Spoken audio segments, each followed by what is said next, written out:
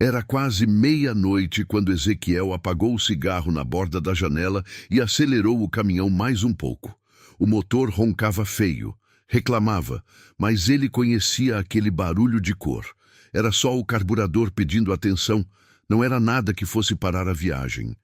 Tinha 27 anos rodando naquelas estradas do interior e sabia quando o bicho ia aguentar e quando não ia. Ezequiel tinha 49 anos, ombros largos que pareciam ter carregado o mundo, mãos grossas de quem nunca trabalhou de luva e um jeito quieto de ser que às vezes as pessoas confundiam com frieza. Não era. Era só um homem que tinha aprendido cedo que palavra demais não resolve nada.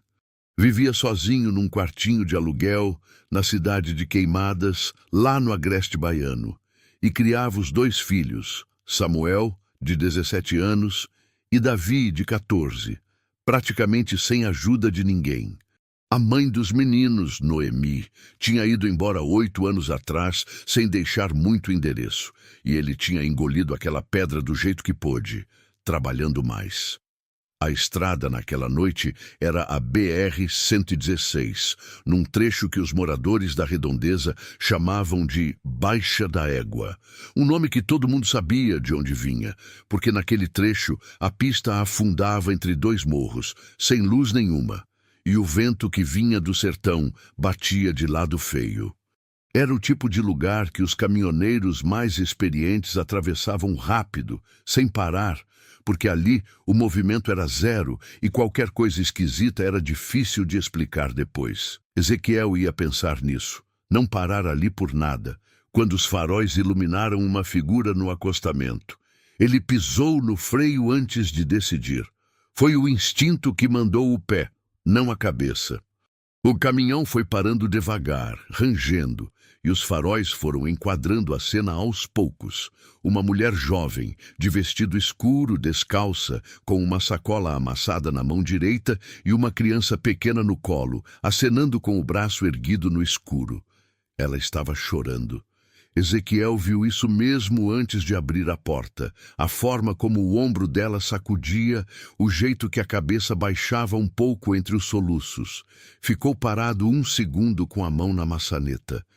Não era hábito dele parar assim, no escuro, não por ser mau coração, mas porque a estrada ensina coisas que a cidade não ensina. Mas tinha uma criança ali. Ezequiel abriu a porta. "Pode chegar", ele disse com a voz que usava quando não queria assustar ninguém. A mulher correu até a cabine, e quando subiu, Ezequiel viu que ela estava mesmo num estado que dava pena de olhar. Os pés estavam cheios de terra. O vestido tinha um rasgo no ombro, o cabelo estava desgrenhado, e ela apertava a criança no colo com aquela força de mãe que não vai largar de jeito nenhum. "Obrigada", ela disse, e a voz saiu entrecortada. "Obrigada, pelo amor de Deus." A criança era uma menina de uns 5 anos, com o rosto suado, olhão aberto olhando tudo ao redor, como se estivesse tentando entender o que era aquele caminhão enorme. Não chorava. Ficou quieta no colo da mãe, abraçada no pescoço dela. Ezequiel não perguntou nada ainda. Pegou a garrafinha de água que ficava no porta-copo, ofereceu. A mulher bebeu direto, 2 goles grandes, e depois deu um pouquinho para a menina. Buscou no saco atrás do banco o pedaço de pão que tinha guardado para o café da madrugada. Um pão de sal partido ao meio, sem nada. E colocou na mão dela sem cerimônia. "Come." Ela comeu. A menina comeu um pedacinho. Só então, depois de um tempo de silêncio dentro da cabine, a mulher foi contando aos pedaços. O ônibus tinha quebrado horas atrás, a mais de 15 quilômetros dali. O motorista tinha descido para buscar socorro e não voltou mais. Os outros passageiros foram saindo um por um, pegando carona, até que só ela e a menina ficaram, porque os carros que paravam não tinham espaço ou não queriam levar criança. Esperou mais de 3 horas no escuro, sem saber o que fazer.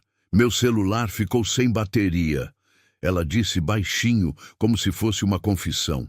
Ezequiel assentiu. Não disse que ela foi imprudente, não disse nada que não ia ajudar. Só perguntou: "Para onde você está indo?" "Para Remanso." Minha avó tá doente. Remanso ficava numa direção diferente da rota dele. Uns 40 quilômetros a mais, 1 hora e pouco de desvio. O contrato com a Rocha em Filhos Transportes era claro. Rota fixa, sem paradas não autorizadas, sem passageiro, sem desvio. 17 anos de contrato, 17 anos cumprindo cada vírgula. Gideão, o gerente, era homem de ficha. Gostava de regra e não tinha paciência para exceção nenhuma. Ezequiel pensou em tudo isso em menos de 5 segundos. Depois olhou para a menina, que tinha fechado os olhos e estava começando a cochilar com a cabeça encostada no peito da mãe. Vou te deixar em Remanso, ele disse. A mulher fechou os olhos 1 segundo, aliviada de um jeito que parecia físico, como se um peso tivesse saído dos ombros dela. Meu nome é Ruth, ela disse depois de um tempo. Ezequiel.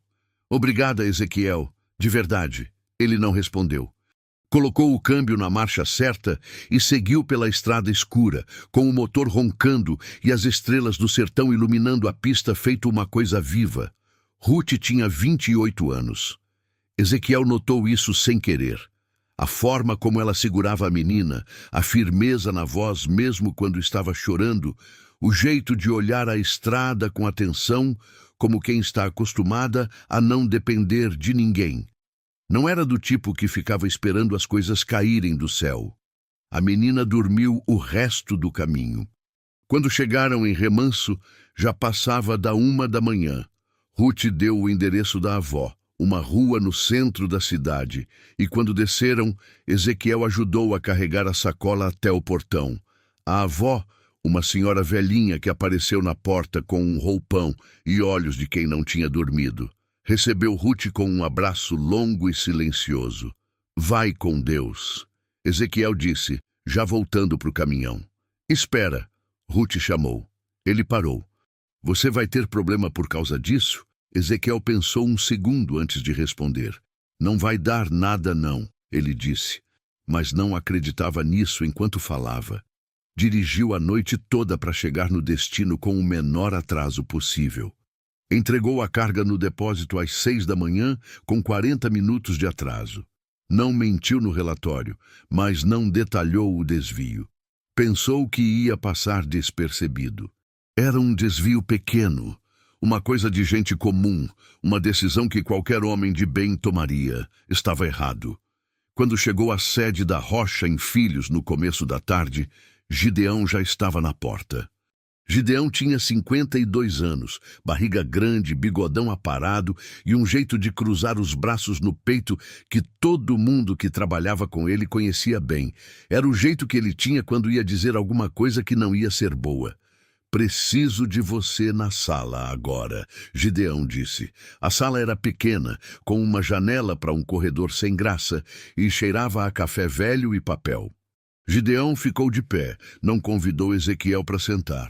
Câmera de monitoramento do posto em Jaguarari te pegou parado no acostamento da Baixa da Égua às 23h47. Depois te pegou passando pelo radar de Remanso às 00h31, que não é rota. Você quer me explicar isso? Ezequiel explicou, contou tudo.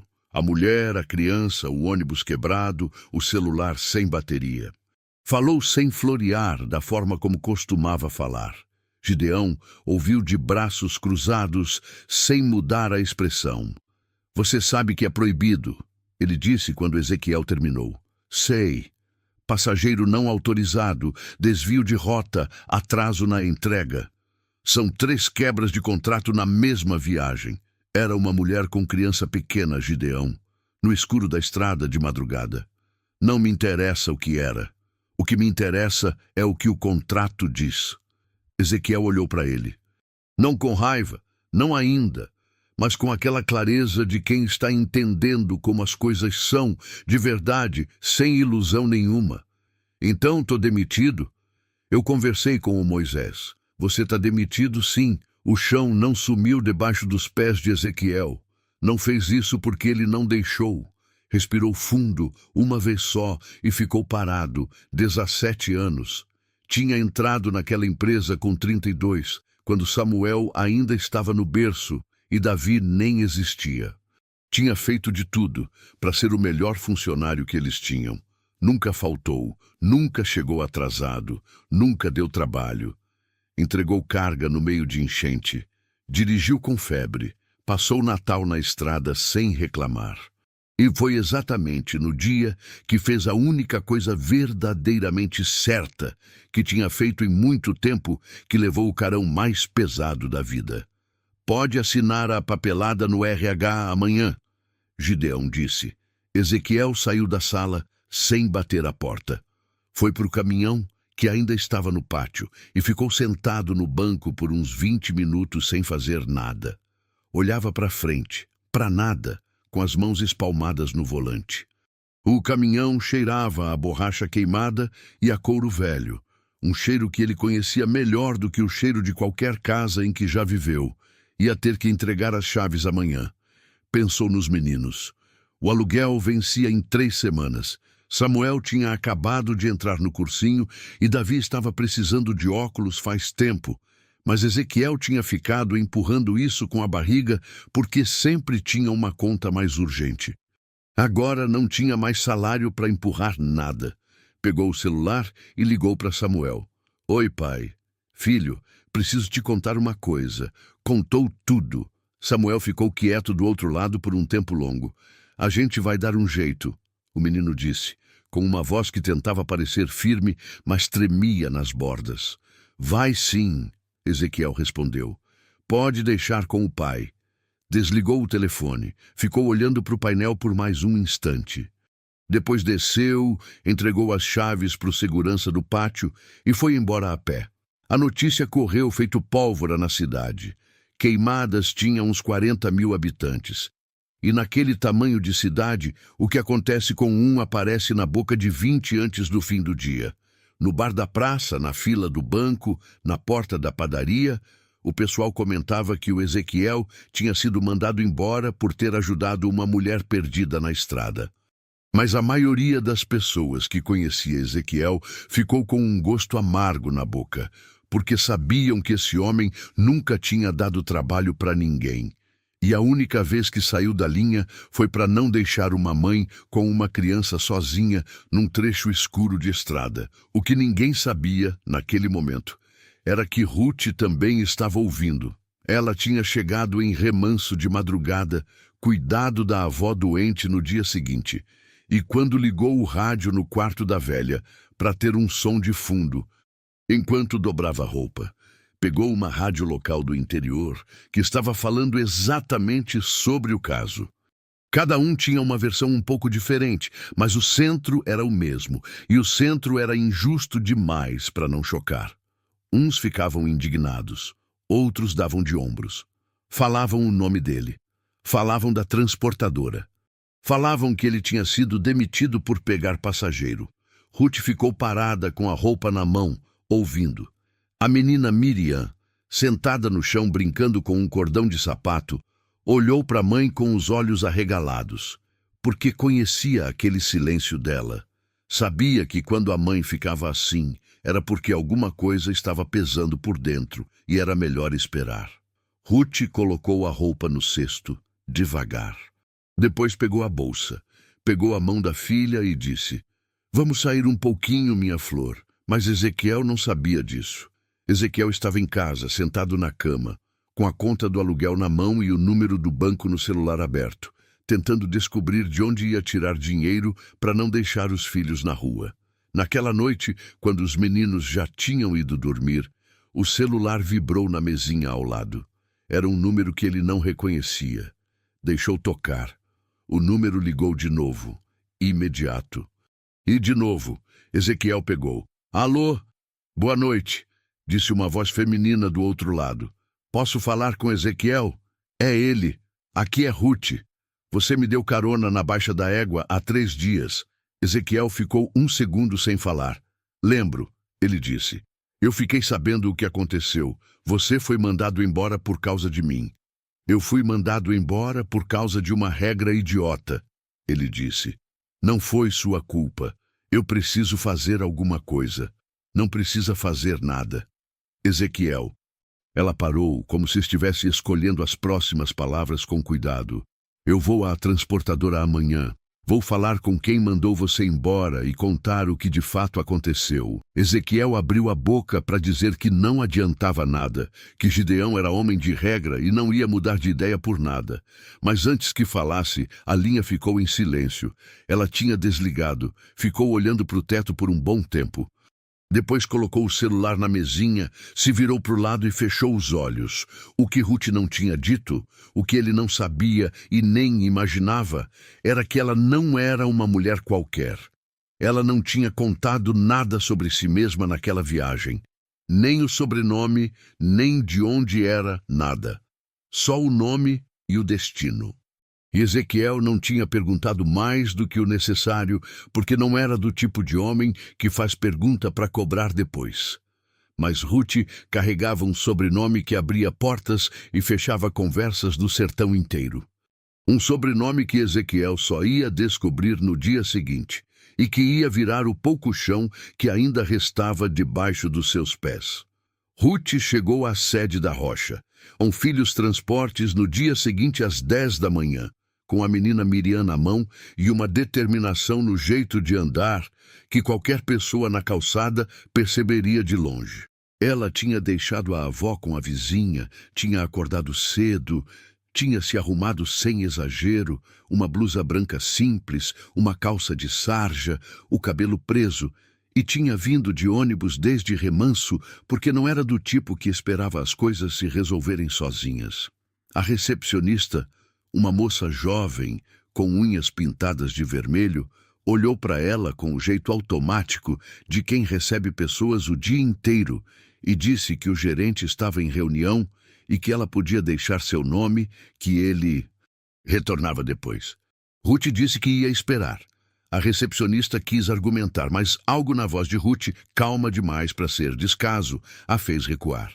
Ruth esperou 40 minutos numa cadeira plástica ao lado da porta de entrada, com Miriam no colo, olhando para as paredes cobertas de logotipo da empresa. Quando Gideão apareceu no corredor, ela se levantou antes que ele chegasse e foi ao encontro dele. "Boa tarde, meu nome é Ruth", ela disse. "Fui eu que o Ezequiel levou para Remanso naquela noite. Preciso falar com o senhor sobre o que aconteceu." Gideão parou, olhou para ela, olhou para a menina, cruzou os braços. "A decisão já foi tomada, moça. Eu sei, mas o senhor tomou como informação errada.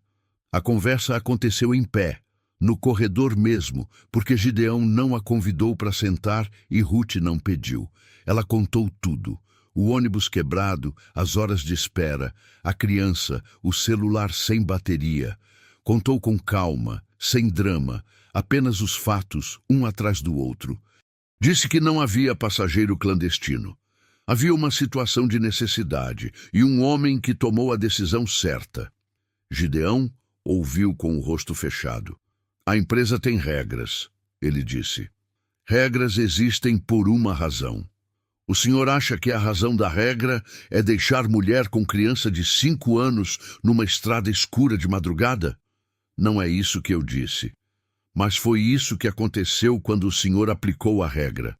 Silêncio. A recepcionista de unhas vermelhas fingiu que olhava para o computador, mas não estava digitando nada. "A decisão é final", Gideão disse. Ruth ficou olhando para ele por um segundo, com aquele olhar que não acusava nem implorava, apenas avaliava. Depois disse: "Tudo bem. Obrigada pelo seu tempo." Saiu, pegou a mão de Miriam e foi embora. Gideão ficou parado no corredor por um momento, com a sensação estranha de que tinha ganho um embate, mas perdido alguma outra coisa que não sabia nomear direito. Fora dali, Ruth sentou num banco de praça perto da rodoviária, com a menina no colo, olhando o movimento da rua. Miriam pegou uma formiga no chão e ficou observando ela caminhar na palma da mão. Ruth ficou quieta por um bom tempo, então tirou o celular do bolso e discou um número que raramente discava. O telefone chamou 3 vezes antes de atender. Uma voz grossa, pausada, de quem tem o hábito de medir cada palavra antes de soltar. "Minha filha, pai." Eu preciso te contar uma coisa. O pai de Ruth se chamava Abraão. Tinha 72 anos, cabelos brancos cortados curto, uma bigodeira que usava desde os 30 e as mãos de quem construiu tudo que tinha na terra, literalmente sem herdar nada de ninguém. Era dono de fazendas espalhadas por boa parte do sertão baiano, gado, terra, algumas pequenas operações de transporte de carga. Tinha fama de ser duro, de pagar o que devia, mas não dar desconto para ninguém, e de carregar as rancores antigos feito pedra no bolso. Com a filha, era diferente. Não que fosse mole, Abraão não sabia ser mole, mas havia nele, quando o assunto era Ruth, uma atenção que não aparecia em mais nada. Ela era a única filha e a única pessoa no mundo com quem ele tinha aprendido que ouvir é diferente de apenas escutar. Ruth contou tudo. Contou da noite na estrada, do caminhoneiro que parou, da viagem até Remanso e depois da notícia no rádio e da conversa com o gerente que não quis mexer na decisão. Contou sem pedir nada, apenas relatando os fatos, do jeito que sempre fazia com o pai. Abraão ficou quieto por um tempo depois que ela terminou. Como é o nome dele? O velho perguntou. Ezequiel. Não sei o sobrenome. E a transportadora é a Rocha e Filhos, você disse? É, tá bom. Aquelas duas palavras, tá bom. Na boca de Abraão significavam coisas diferentes dependendo do contexto. Às vezes eram descaso, às vezes eram concordância. Mas quando saíam com aquela pausa antes, naquele tom baixo, quem conhecia o velho sabia o que era. Uma decisão tomada. Ruth desligou sem saber exatamente o que o pai ia fazer. E foi exatamente isso que a deixou com um friozinho no estômago. Naquela tarde, Ezequiel foi à cidade buscar a rescisão na Rocha em Filhos. Foi de ônibus, porque não tinha mais caminhão. E o trecho curto até o bairro industrial onde ficava a empresa pareceu mais longo do que devia. Chegou na recepção, assinou os papéis que o pessoal do RH colocou na mesa, uma pilha fina de folhas que representava 17 anos de vida, e saiu com um envelope contendo o valor de rescisão. Dinheiro que ia dar para segurar alguns meses, não mais que isso. Na volta passou pela praça do centro sem querer passar. Mas o ônibus pegava aquela rota, e ele ficou olhando pela janela as bancas de feira ainda abertas, os velhos jogando dominó na sombra do açoiteiro, as crianças correndo em volta do coreto. Cena que ele via faz 20 anos, que não mudava nunca. Só ele estava mudado. Samuel estava em casa quando chegou. O menino tinha feito um feijão e deixado no fogo, o cheiro de coentro espalhando pela casinha pequena. Davi estava deitado no sofá com o uniforme da escola ainda vestido, dormindo com o rosto virado para o encosto. Ezequiel ficou parado na porta da sala por um instante olhando para aquilo. Os dois filhos, a casa pequena mas arrumada, o cheiro de comida, e sentiu uma coisa que não era bem tristeza, mas que doía num lugar parecido. Colocou o envelope em cima da mesa, tirou a conta do aluguel de dentro do bolso do jaleco, colocou ao lado. Fez a conta de cabeça mais uma vez, como se os números fossem mudar se calculasse de novo. Não mudavam. Havia dinheiro para 2 meses. 3 se cortasse tudo que não fosse o básico, e já não tinha quase nada que fosse supérfluo. Depois disso, dependia de emprego novo. E emprego novo estava sendo difícil de achar, como já estava ficando claro. Samuel saiu da cozinha com 2 pratos e parou quando viu o pai parado de pé ao lado da mesa, olhando para o envelope aberto. Pai, tô aqui. Come alguma coisa. Ezequiel sentou, comeu sem falar muito, ouviu o menino contar da aula e de um colega que tinha conseguido uma vaga de entregador de mercadinho. Davi acordou no meio, foi comer também. E na mesa a conversa foi aquela conversa de sempre, pequena, do dia a dia, as coisas miúdas que compõem uma família. Mas Ezequiel percebeu que os meninos estavam falando mais do que o normal, como se precisassem preencher um silêncio que ele estava deixando. Depois do jantar, foi para o quarto, fechou a porta e ficou sentado na beira da cama. Pegou o celular e mandou uma mensagem para um conhecido, um dono de caminhão que às vezes precisava de ajuda. Avulsa em viagens longas. A resposta demorou meia hora. No momento não, mas se aparecer alguma coisa aviso. Mandou mensagem para mais 2. Nenhum respondeu naquela noite. O silêncio do quarto pesava de um jeito que ele não estava acostumado. Ezequiel era homem de estrada. Passava as noites sozinho na cabine do caminhão, com o ronco do motor e o asfalto sob as rodas. E esse era um silêncio que ele dominava. O silêncio de quarto de casa, sem saber o dia de amanhã, era diferente. Era um silêncio que não tinha direção. Na manhã seguinte, acordou cedo como sempre. O corpo não entendia que não havia viagem para fazer e foi fazer café. Estava na cozinha quando o celular tocou. Número desconhecido, diferente do de Ruth. Alô, posso falar com Ezequiel? Voz de homem, grave, pausada. É ele. Meu nome é Abraão. Sou pai da Ruth. Ezequiel ficou quieto um segundo. Sim, senhor. Preciso conversar com o senhor pessoalmente. O senhor tem disponibilidade hoje? A palavra disponibilidade soou estranha na boca de um homem com aquela voz. Tinha educação demais para ser informal e firmeza demais para ser pedido. Era uma daquelas perguntas que já trazem a resposta dentro. Tenho, Ezequiel disse. Posso mandar um carro buscar o senhor às 2 da tarde? Ezequiel hesitou. Não era do tipo que entra no carro de desconhecido. Mas também tinha alguma coisa na voz daquele homem que não soava ameaça. Soava outra coisa que ele não sabia nomear ainda.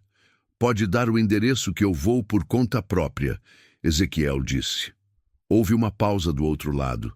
Depois, como quiser. Abraão deu o endereço. Era a fazenda São Tomé, a uns 30 quilômetros de Queimadas, numa estrada vicinal que Ezequiel conhecia bem. Tinha passado por ali centenas de vezes ao longo dos anos. Fazenda grande de portão de ferro com um nome numa placa de madeira entalhada. Sabia que era a fazenda de alguém importante, mas nunca tinha parado para saber de quem. Agora sabia. Pegou o ônibus das 12h30, desceu no cruzamento da vicinal e foi a pé o resto do caminho, uns 2 quilômetros de estrada de terra batida, com o sol do meio-dia batendo nas costas e o cheiro de capim seco e poeira enchendo o ar. Chegou suado, a camisa colada nas costas e ficou na frente do portão de ferro por um segundo antes de tocar a campainha. Um trabalhador veio abrir. Olhou para o homem parado ali, camisa simples, calça jeans gasta, chinelo de couro, sem nenhuma expressão julgadora, apenas funcional. É o Ezequiel? É, pode entrar. O senhor Abraão tá te esperando no alpendre. Ezequiel atravessou o terreiro da fazenda, prestando atenção em cada coisa, do jeito que sempre fazia quando estava num lugar pela primeira vez. O terreiro era grande, de terra batida e bem varrido. Tinha um pé de mangueira enorme no centro, com uma rede pendurada numa das forquilhas. O gado ficava num pasto mais atrás, a porteira fechada.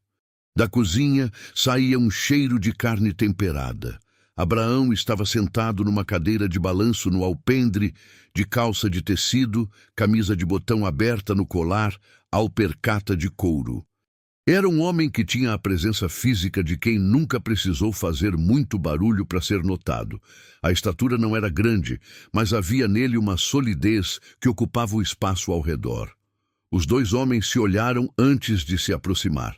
E então Ezequiel parou no meio do terreiro. Tinha alguma coisa naquele rosto que o puxou de dentro para fora, como uma memória física, o tipo de coisa que o corpo reconhece antes que a cabeça entenda. Ele ficou parado, olhando, tentando encaixar aquelas feições na gaveta certa da memória, e então encaixou. O ar saiu dos pulmões de Ezequiel num segundo. A fazenda ao redor, o sol, o cheiro de carne da cozinha, tudo recuou. Só ficou aquele rosto à frente, Abraão, o patrão das terras. O homem que, 30 anos atrás, quando Ezequiel tinha 19 anos e trabalhava como peão numa fazenda do interior, tinha dado a ele um motivo para ir embora, sem olhar para trás. O mesmo homem que tinha gritado na sua cara na frente de todos os outros peões, que tinha dito coisas que ele levou anos aprendendo a não repetir dentro da própria cabeça, e que tinha mandado ele embora sem pagar o que devia, numa tarde de sexta-feira, sem cerimônia nenhuma. Abraão ficou de pé, devagar.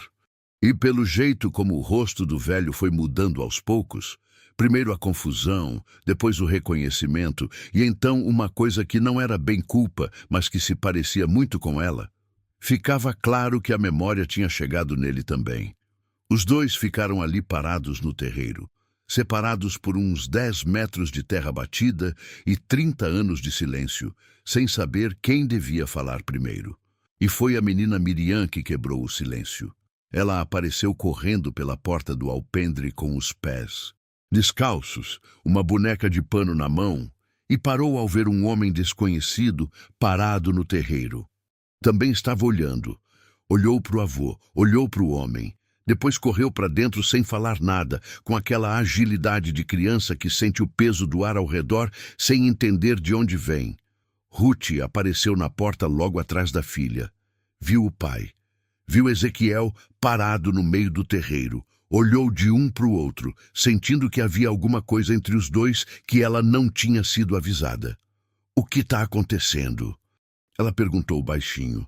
Nenhum dos dois respondeu, e foi exatamente nesse silêncio que Ezequiel entendeu que aquela tarde não ia terminar da forma que ele tinha imaginado quando saiu de casa de manhã. Abraão foi o primeiro a se mover. Foi descendo os degraus do alpendre devagar, como quem está escolhendo o passo, e veio andando pelo terreiro em direção a Ezequiel com uma cadência que não era pressa nem recuo. Quando chegou a uns 3 metros de distância, parou. "Ezequiel", ele disse. Não era pergunta. "Seu Abraão", Ezequiel respondeu, e a voz saiu mais firme do que ele esperava. Os dois ficaram olhando um para o outro debaixo do sol do meio-dia. Ruth, parada na porta do alpendre, ficou quieta. Ela sabia, por experiência própria, que quando seu pai tinha aquele jeito de ficar parado, com os ombros levemente caídos, era porque estava segurando alguma coisa por dentro que estava pesando. "Entra", Abraão disse por fim. "A gente precisa de sombra para conversar." O alpendre da fazenda São Tomé tinha 2 cadeiras de madeira e uma mesa pequena, onde uma trabalhadora tinha deixado um jarro de água fresca e 2 copos. Ezequiel sentou na cadeira de frente, com a postura de quem não veio para fazer visita social, mas que tem respeito pelo espaço.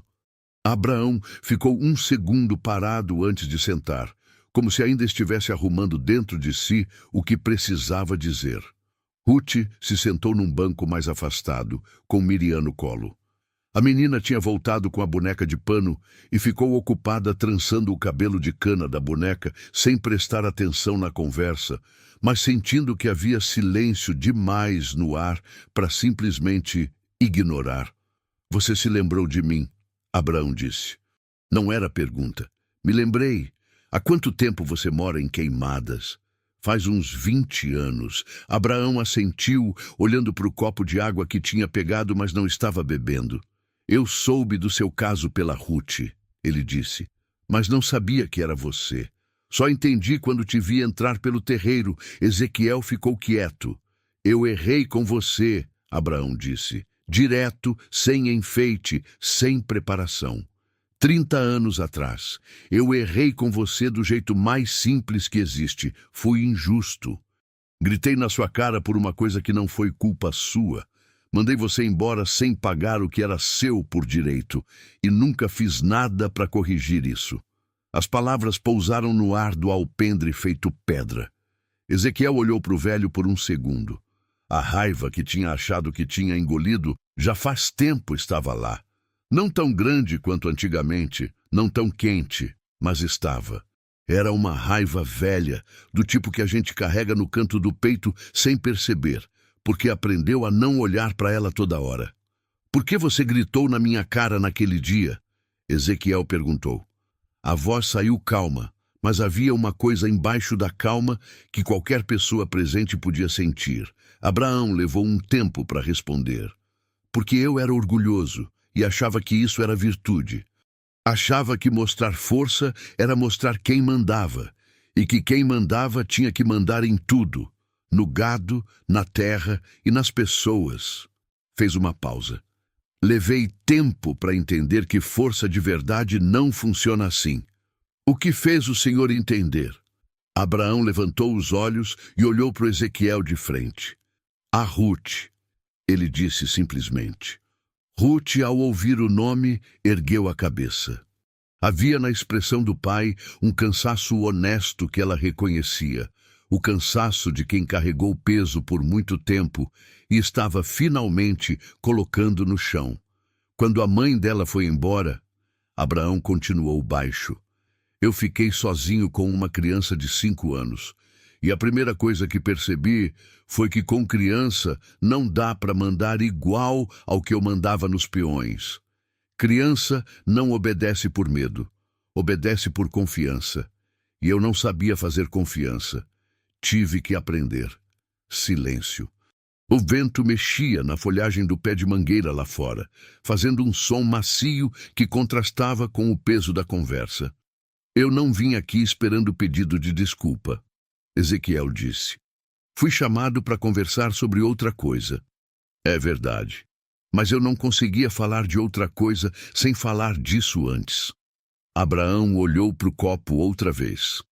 Você pode não aceitar. É seu direito. Mas eu precisava dizer. Ezequiel ficou em silêncio por um tempo que pareceu mais longo do que foi. Lá dentro do peito, o peso daquele dia de 30 anos atrás ainda estava. A humilhação de ser mandado embora na frente de todos, sem dinheiro, sem explicação, sem poder nem responder porque tinha 19 anos e não sabia ainda como era que se ficava de pé num momento desse sem cair. Aquele dia tinha formado alguma coisa nele. Não sei se para bem ou para mal, mas tinha formado. Mas ele também tinha 50 anos logo mais. E sabia que o homem que estava à sua frente não era o mesmo de 30 anos atrás. Do mesmo jeito que ele mesmo também não era.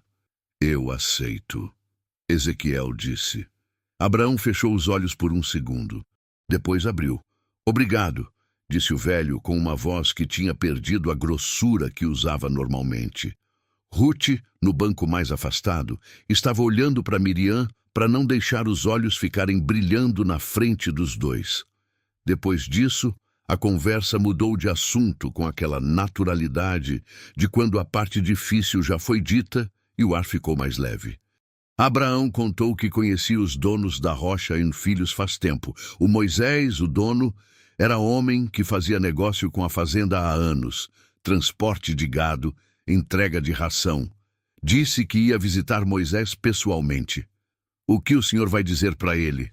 Ezequiel perguntou, e havia na pergunta um orgulho que não era soberba. Era a resistência de um homem que não queria dever favor. Vou contar o que aconteceu. Que o homem mais honesto que passou por aquela transportadora foi mandado embora por fazer a coisa certa. Abraão olhou para Ezequiel. Não vou pedir nada que não seja justo. Se Moisés não quiser te recontratar depois de ouvir a história, aí é outro assunto. E se não recontratar? Aí a gente pensa outra coisa. Ezequiel ficou quieto. A gente pensa outra coisa.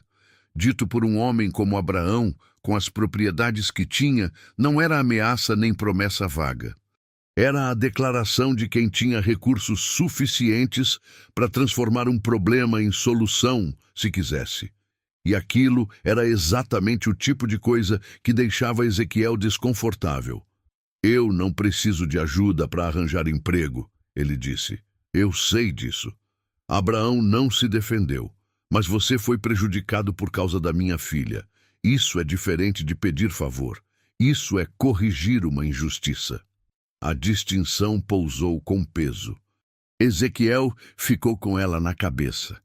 Antes de ir embora, quando o sol já estava descendo e o terreiro da fazenda ganhava uma sombra comprida vinda do galpão do fundo, Ruth foi falar com Ezequiel enquanto Abraão tinha entrado para atender uma ligação. Você não precisava ter vindo, ela disse, parada do lado dele, na beira do alpendre. Ele pediu para vir. Eu sei, mas você podia ter recusado. Ezequiel olhou para ela um segundo. Por que eu recusaria? Porque você não me deve nada. Você não nos deve nada. Você está certa, ele disse. Mas eu também não sou do tipo que fica devendo explicação para ninguém por fazer o que eu acho certo. Ele pediu para conversar. Eu vim conversar. Pronto. Ruth ficou olhando para ele com uma expressão que Ezequiel não soube ler direito. Não era gratidão. Ele estava ficando bom de identificar quando era gratidão. Era outra coisa. Respeito, talvez. O tipo de respeito que só aparece quando uma pessoa vê outra sendo exatamente o que diz ser. A visita de Abraão à rocha em Filhos aconteceu 2 dias depois. Ezequiel não foi convidado, e ficou em casa tentando não ficar imaginando como ia ser. Passou o dia fazendo o que fazia quando estava ansioso. Consertou a torneira da cozinha que pingava há semanas, pintou o batente da janela do quarto de Davi que estava descascando, limpou o quintal. Trabalho de mão para não deixar a cabeça viajar. Samuel chegou do cursinho às 4 da tarde e encontrou o pai agachado no quintal, ajeitando um tijolo solto da calçada. Alguma novidade? O menino perguntou, jogando a mochila na cadeira da varanda. Nada ainda. Samuel ficou sentado na varanda, rolando uma pedra pequena de um lado para o outro com o pé, sem falar. Davi apareceu logo depois, foi direto para a cozinha beber água e voltou com 2 copos, um para ele e um para o irmão. Pai, Davi disse de cima da varanda. Hoje o professor de ciências perguntou o que a gente queria ser. Eu falei que queria ser motorista de caminhão. Ezequiel parou de mexer no tijolo e olhou para o filho. Davi estava com o rosto sério, da forma dele, sem graça nenhuma. Era um menino quieto, de poucas palavras, que às vezes soltava frases que pegavam o pai de surpresa. E o que o professor disse? Ezequiel perguntou. Disse que era uma profissão importante. Eu acho também. Davi disse, e foi para o quarto sem mais nada. Ezequiel ficou olhando para o quintal por um tempinho depois disso. Samuel estava olhando para o mesmo lado. Pai, Samuel disse baixinho, a gente vai passar por isso. Ezequiel não disse nada. Só foi até a varanda, sentou na cadeira ao lado do filho e ficou lá com ele até o sol ir sumindo. O telefonema de Abraão chegou às 7 da noite. Conversei com o Moisés, o velho disse com aquela voz pausada de sempre. E aí? No começo ele ficou resistente, ficou com o papo de que regra é regra, mas aí eu contei a história inteira, não só o desvio de rota, mas o tipo de homem que você é. Falei que eu te conheço faz tempo, que você é pessoa de confiança, que o que você fez não foi imprudência, foi julgamento. E o Gideão? O Gideão vai passar a cuidar do setor de manutenção, longe da gestão de pessoal. Houve uma pausa. Você começa segunda-feira se quiser, com reajuste de 10%. Ezequiel ficou em silêncio por um momento. Não era alívio o que ele sentia. Ou pelo menos, não era só alívio. Havia alguma coisa mais complicada ali. A gratidão que não gostava de sentir. O orgulho que resistia a aceitar ajuda mesmo quando era justa. E, acima de tudo, a consciência de que o mundo tinha virado de um jeito que ele ainda estava processando. Eu preciso pensar, ele disse. Abraão ficou quieto do outro lado por um segundo. Claro, disse o velho. Mas não demora muito para pensar. Você tem filhos para sustentar. Ezequiel desligou o telefone. Foi até a janela da sala, olhou para a rua escura lá fora, a calçada com o cachorro do vizinho dormindo debaixo do poste, o bar da esquina com o forró baixinho vazando pela porta. Pensou nos 17 anos de suor. Pensou no envelope de rescisão em cima da mesa, pensou no Davi querendo ser motorista. Pensou no Samuel com o aviso do cursinho na mão. Depois pegou o celular e mandou uma mensagem para Abraão. Segunda-feira de manhã cedo. Mas o que Ezequiel ainda não sabia e só ia descobrir dias depois, quando o caminhão novo estava rodando e a vida parecia ter voltado aos trilhos. Era que no meio dos pertences que o capataz da empresa tinha embalado para ele quando foi buscar seus objetos pessoais da cabine do caminhão antigo, havia uma coisa que ele não tinha colocado lá: um envelope amarelado, amassado, com letra de mulher do lado de fora. Um envelope que não era dele, que não devia ter estado ali, e que, quando ele abrisse, ia puxar um fio que ia desfazer um nó que ele tinha acreditado resolvido por 20 anos. O envelope estava guardado dentro da sacola de pertences, embaixo de uma luva velha, silencioso e paciente, como todo segredo que ainda não chegou a hora. A sacola dos pertences ficou um tempo no canto do quarto, encostada na parede ao lado do guarda-roupa, enquanto a vida ia se reorganizando. Ezequiel começou na Rocha em Filhos na segunda-feira seguinte, como havia dito. Moisés, o dono, o recebeu com um aperto de mão firme e poucas palavras. O tipo de recepção que Ezequiel entendia melhor do que qualquer discurso. Havia uma nova rota, um caminhão diferente do velho, e uma plaquinha no painel que algum funcionário anterior tinha colado com a letra de mão: Deus no volante. Ezequiel ficou olhando para ela um segundo e não tirou. Gideão não apareceu na primeira semana. Quando apareceu, foi de longe, caminhando pelo corredor do galpão, com aquela postura de quem sabe que alguma coisa mudou, mas ainda não se acertou com a mudança. Os dois se cruzaram uma vez perto das docas de carga. Gideão parou um segundo. Ezequiel também parou. Nenhum dos dois disse nada.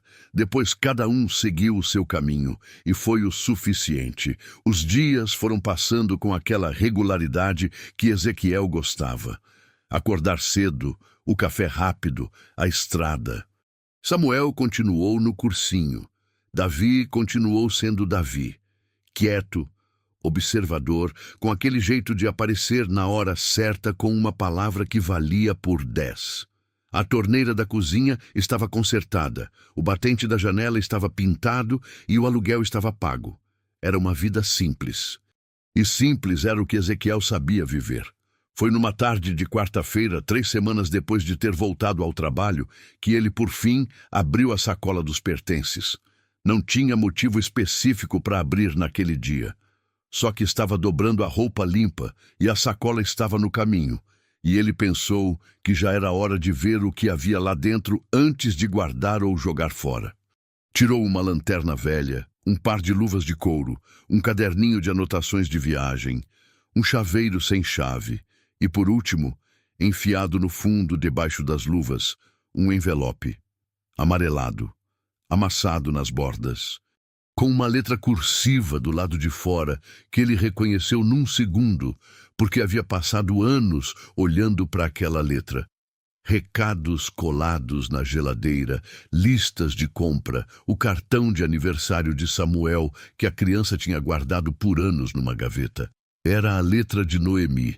Ezequiel ficou parado com o envelope na mão, sentado na beira da cama, por um tempo longo. A noite tinha caído lá fora sem ele perceber. O quarto estava iluminado só pela luz do abajur de canto que jogava uma sombra amarela nas paredes. Olhou para o envelope por um tempo. Virou, viu que estava fechado. Tinha o seu nome escrito no verso, em letra pequena, o mesmo estilo arredondado. Abriu.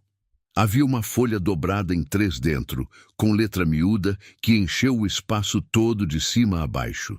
Ezequiel foi lendo devagar, porque a letra era apertada e porque as palavras pediam calma. Era uma carta de Noemi, escrita há mais de 20 anos, com data no cabeçalho que ele calculou. 19 de março, o mesmo mês que ela tinha ido embora. Mas a carta nunca tinha chegado a ele. Ou tinha chegado e ele não sabia. Não podia ter chegado porque ele não a tinha lido nunca. E uma carta assim ele não teria esquecido. Noemi explicava na carta, com aquela franqueza direta que sempre foi o jeito dela, que havia saído porque estava apaixonada por outro homem. Que ela sabia que era errado, que ela sabia que ia machucar, que ela tinha tentado parar antes, mas não tinha conseguido. E havia mais uma coisa que Ezequiel releu 3 vezes para ter certeza que estava entendendo certo. O homem de quem ela tinha se apaixonado se chamava Tobias, e Tobias era primo de Abraão. Ezequiel colocou a carta no colo. Ficou olhando para a parede por um tempo. A coincidência, se é que cabia essa palavra, era grande demais para ser processada de uma vez. A mulher que tinha ido embora da vida dele 20 anos atrás. O homem que tinha humilhado ele 30 anos atrás. E a filha desse mesmo homem, encontrada numa estrada escura do sertão, numa noite de quinta-feira, que tinha puxado um fio que estava ligado a tudo isso. Não era sobrenatural, não havia mistério absurdo. Era apenas o sertão, onde tudo é longe, mas todo mundo está perto, onde as histórias das famílias se embaralham nas feiras, nas igrejas, nos compadrios, e onde o que parece coincidência é às vezes só o resultado de décadas de caminhos que se cruzam sem que ninguém perceba. Mas saber a explicação não tornava a coisa mais fácil de sentir. Ezequiel ficou quieto por um longo tempo. Depois dobrou a carta com cuidado, colocou de volta no envelope e foi para a cozinha beber água.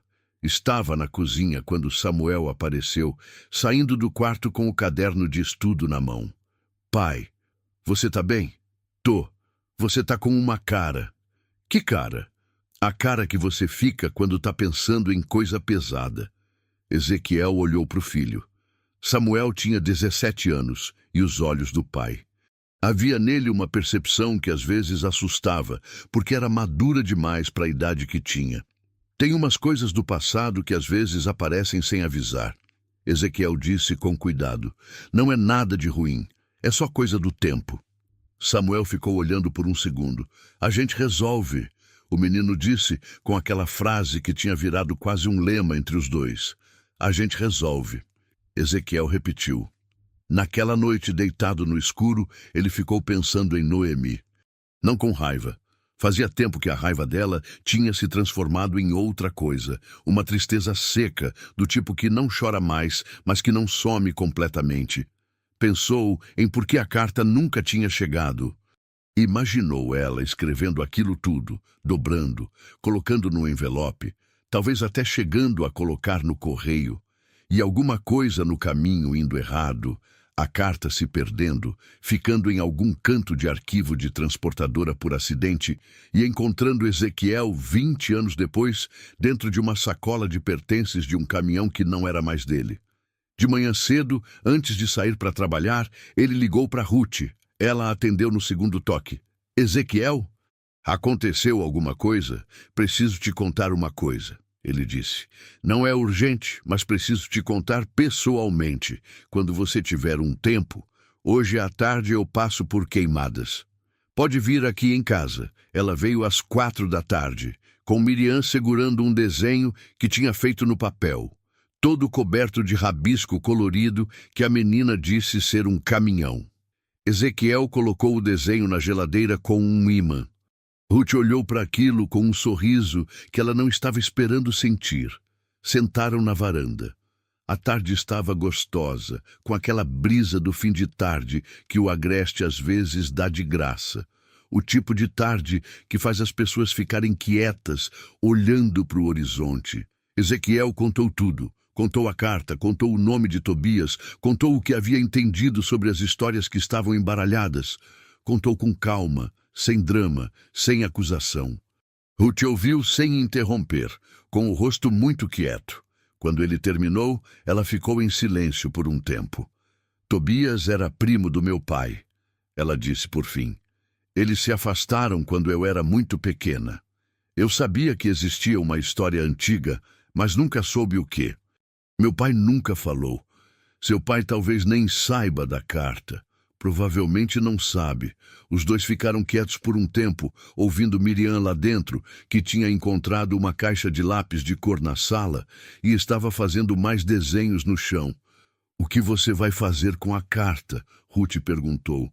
Não sei ainda, Ezequiel disse, mas eu precisava te contar antes de qualquer coisa. Por quê? Ele pensou antes de responder. porque você foi quem puxou esse fio. Sem você, eu nunca teria vindo até a fazenda, nunca teria visto seu pai, e a carta nunca teria aparecido. Fez uma pausa. Isso não é acusação. É só que parece certo que você saiba. Ruth assentiu devagar. Havia no rosto dela uma expressão de quem está sentindo o peso de uma coisa que não esperava carregar, mas que não vai se esquivar.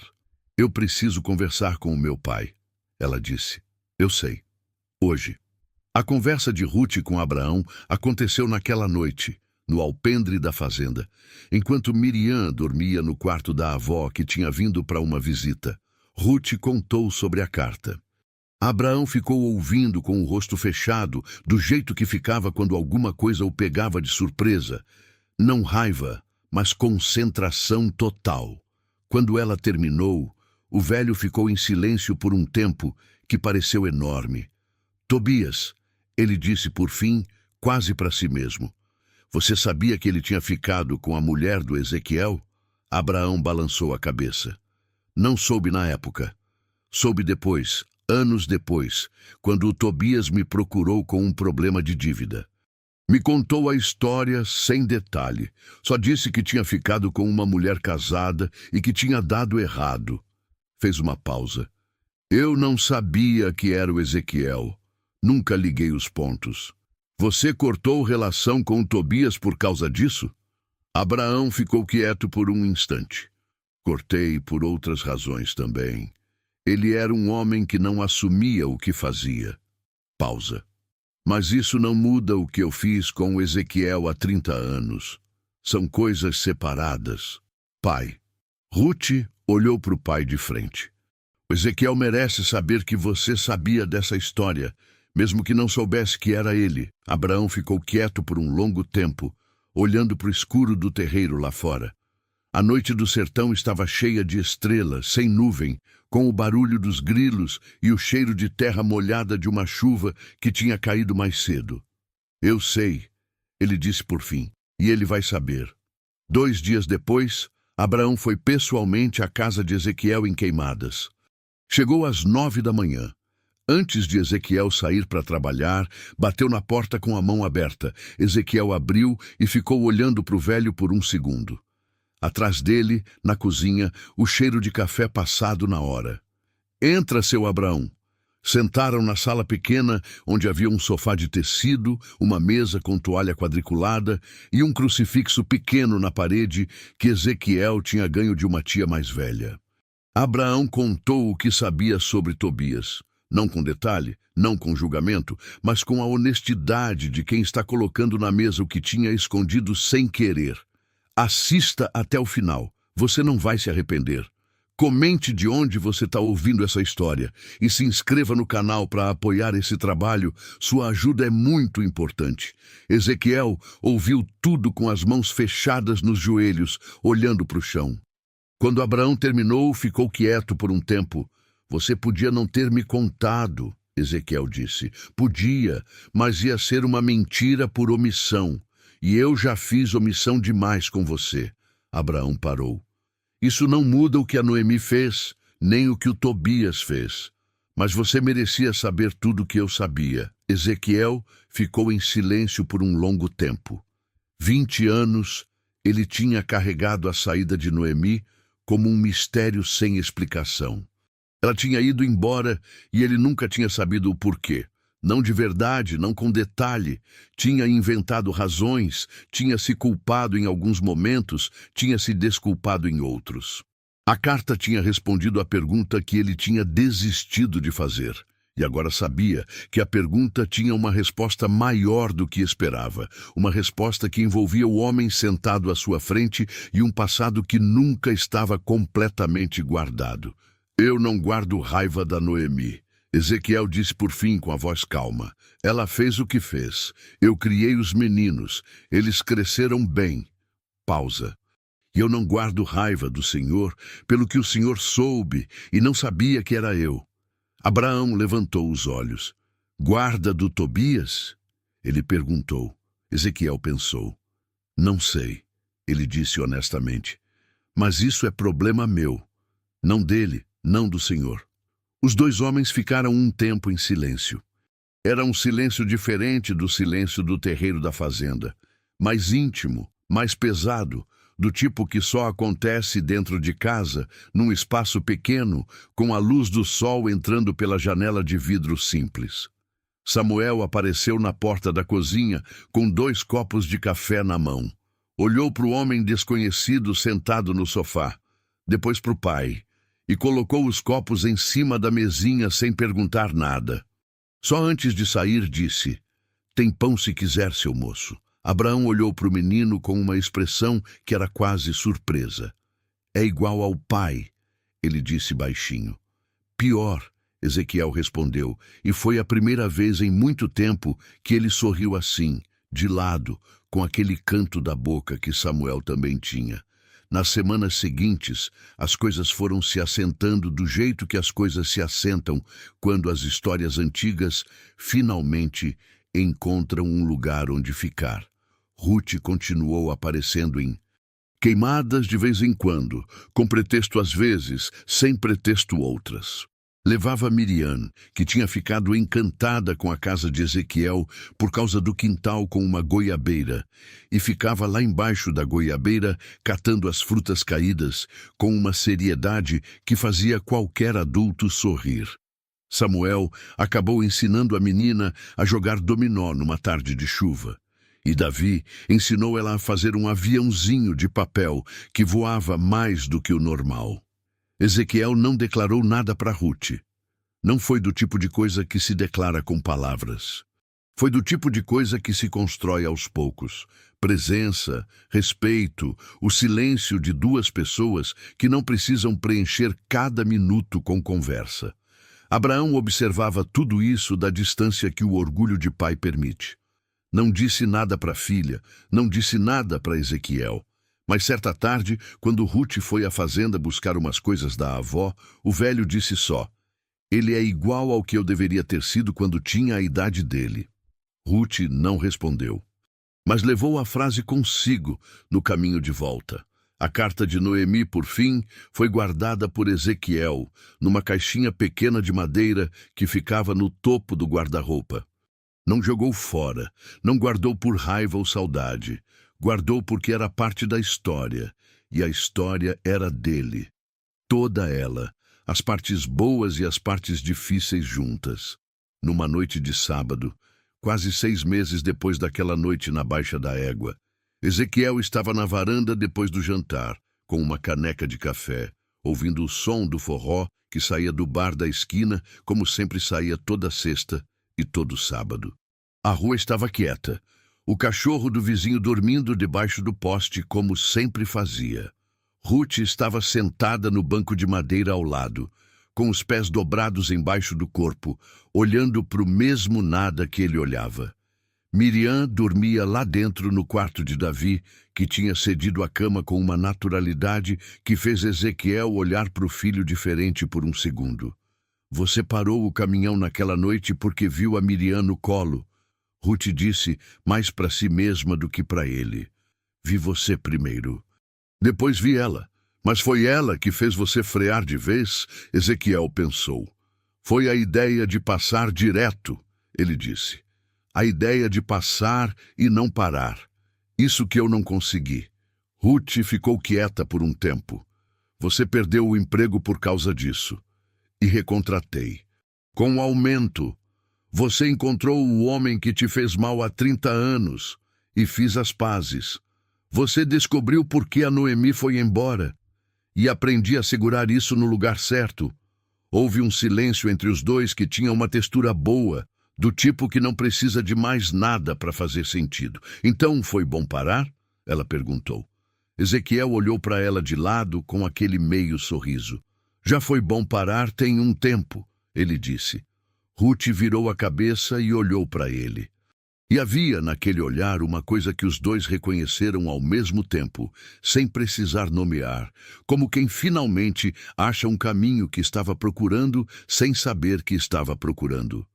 O forró da esquina tocava baixinho. A noite do sertão estava estrelada.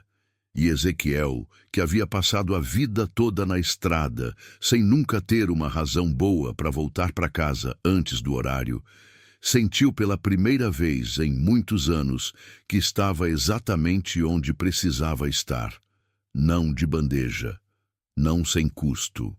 A pulso, com suor, com as marcas de tudo que tinha passado bem visíveis no rosto e nas mãos, mas estava. E isso, naquela noite, era suficiente.